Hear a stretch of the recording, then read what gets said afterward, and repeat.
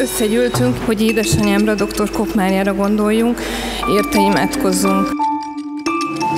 Szerintem mi van most a mamával? Bocsánat, mi van az élet után? Elnézést! Ön szerint mi lehet az élet után? Én úgy gondolom, hogy akkor az életfunkciói leálltak, akkor az agya nem működik, és ezek szerint az az ember, ahogy én őt ismertem, az nem létezik tovább.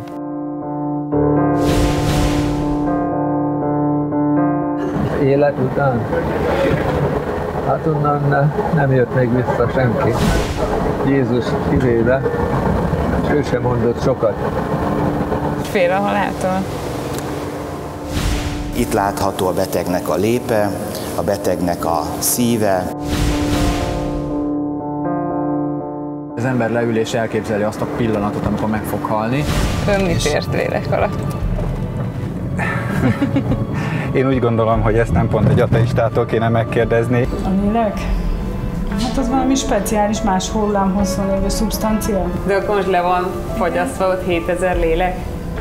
Láttalak 4 sejtkorodban, tiszta apja vagy tiszta anyja. Ön szerint gyilkosság az abortusz? Én szerintem nem. Akkor most utólag úgy gondolja magáról, hogy részt vett több száz gyilkosság? Úgy.